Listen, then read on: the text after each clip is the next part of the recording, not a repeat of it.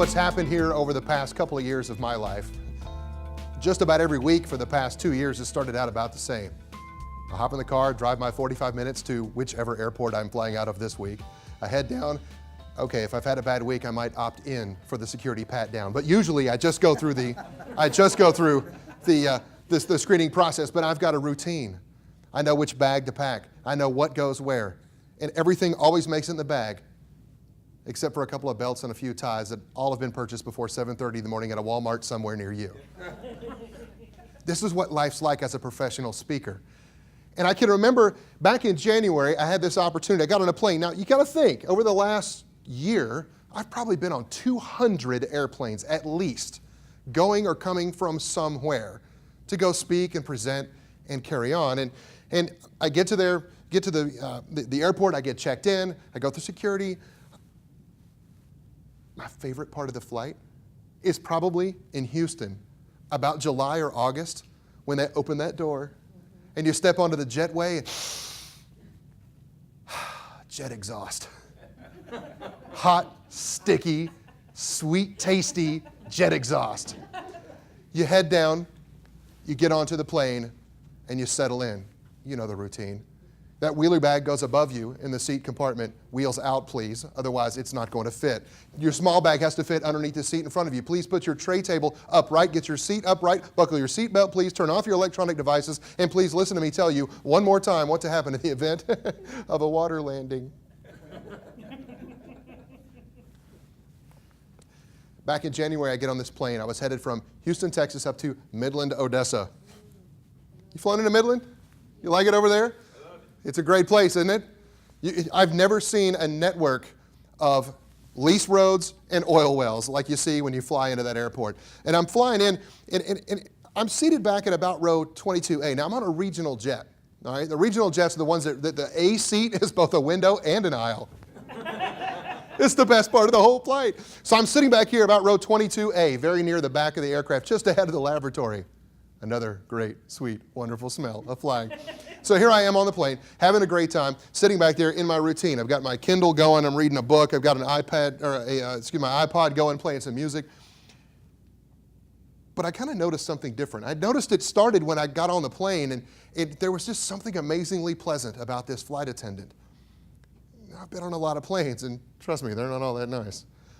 But there was something really amazing about this flight attendant. She was polite. She smiled. She talked to everybody.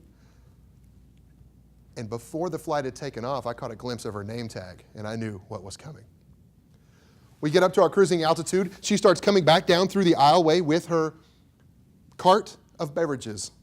And she gets back to me, some random business traveler in seat 22A. And I knew what was coming. She got up to me, and she walked up, and with a smile on her face, she looked at me, this random business traveler, and said, "Mr. Cooksey, what can I get you to drink?" And I smiled, and I said, "Judy, you won't remember me, but 3 years ago," she said, "you're the guy that wrote the blog." You see, I'd been on one of Judy's flights 3 years ago, and I had the same exact experience.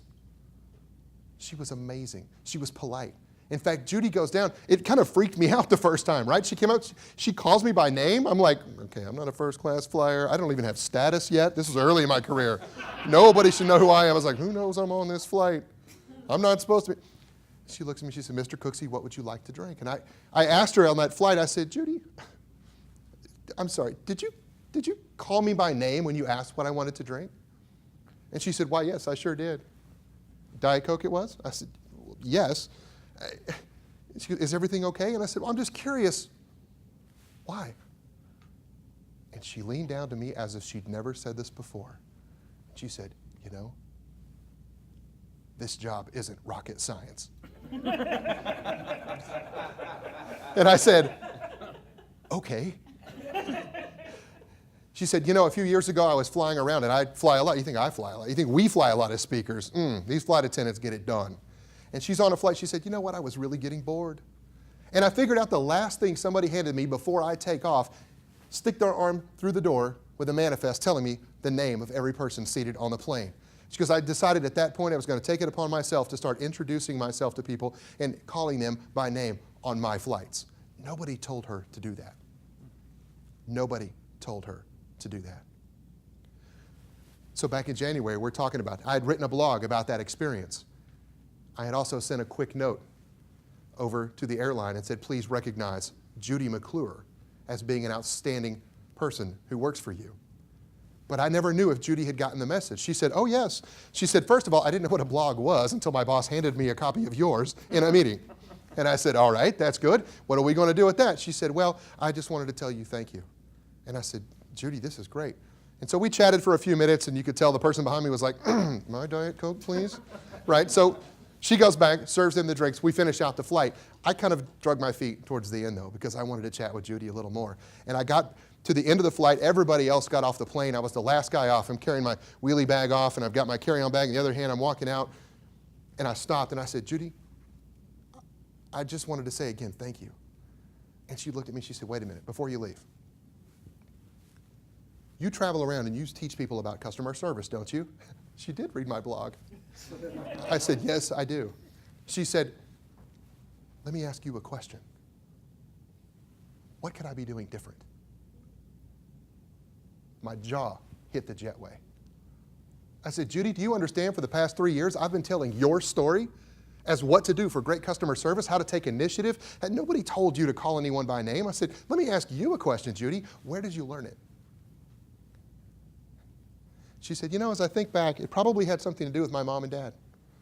They owned a five and dime store when we were growing up. My dad was in the retail business, and he knew that it was all about relationships. Now, I've given a lot of thought to that since I visited with Judy in January, and I've started paying attention. With all these audiences, large and small, people that work for big companies, little companies, public, private, for-profit, not-for-profit, I'm looking for the common thread saying, what is it people come to hear me speak about that they want to change, that they can make a difference when they get back to their companies and organizations? And I figured out that people crave those business relationships. Judy had my attention, my full attention. Her job on that plane is not to serve me a beverage. It's to be there in the event of an emergency to help us safely evacuate the plane. She's a safety officer. The average traveler doesn't know that's the primary role of a flight attendant. But she took it upon herself and said, it's way beyond safety. She said, if I can just help you enjoy this one flight.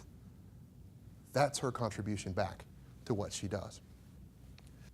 What kind of relationships do you build with your vendors, your customers, your employees, your boss, your spouse?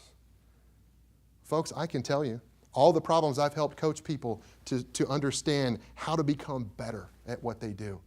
The experience you pro trackers have gotten by being surrounded by people that you learn to trust, to share advice with, to build each other up. Please know, at the core of all of your problems in any organization is how well you learn to communicate with each other so you can build the trust required to have great relationships.